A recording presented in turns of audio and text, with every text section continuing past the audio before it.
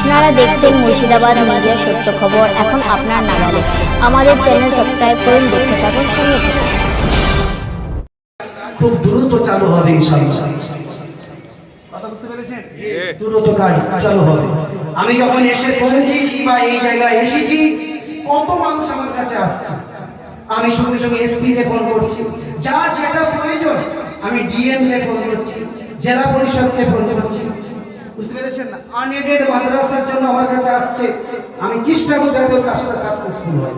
আমি আপনাদেরও বলছি, যা যেটা প্রয়োজন আমার কাছে আসবেন, যতটা আমার হাত আছে আমি চেষ্টা করব ইনশাআল্লাহ যাতে আপনার কাজটা শুরু করা যায়। চেষ্টা, যে ওয়াদা করে সে পারে না, আর যে বলে তাওয়াক্কাল আলা আল্লাহ, ইনশাআল্লাহ আল্লাহ তার কাজটা করে। কথা বুঝতে পেরেছেন? তো যাই হোক, এখন আমার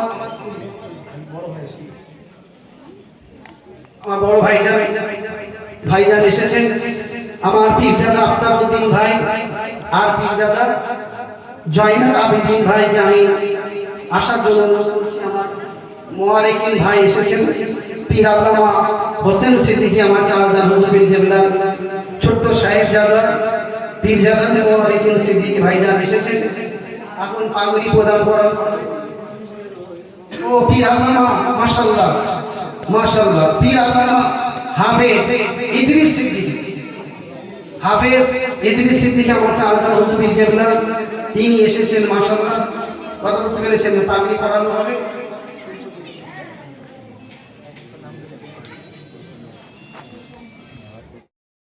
হুজুরের কলিজা টুকরা ওনার সাহেবজাদা, তেনারি বড় সাহেবজাদা আমার নাজিমউদ্দিন ভাইয়ের আব্বাজান, অর্থাৎ হলো আমার ফুফাজান।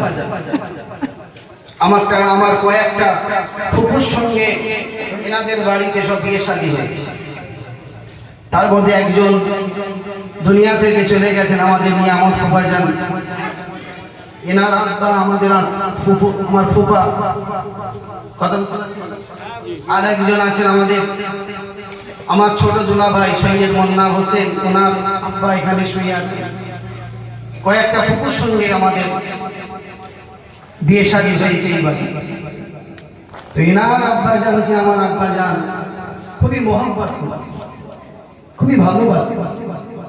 একই সঙ্গে রিক্সা করে জলসা করে, পাহাড় ঘুরে যেতেন রিক্সা করে জলসা করে, বুঝতে পারছেন না? হরিণ খোলায় যেতেন রিক্সা করে জলসা করে, মায়াপুরে যেতেন রিক্সা করে জলসা করে, সব রিক্সা।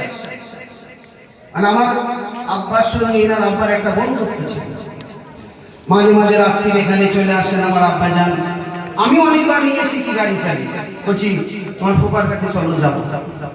খুব এসে গল্প করতেন, আবার আমাদেরকে বাইরে করে দিতেন। যখন বাইরে যাই, বসো আমার একটু বোনায় সঙ্গে একটু কথা বলতো, সাদা বোনায় একটু কথা বলতো। তখন আমার আব্বাজান একদিন ফুফাজানকে বলছেন, বাবা দুলা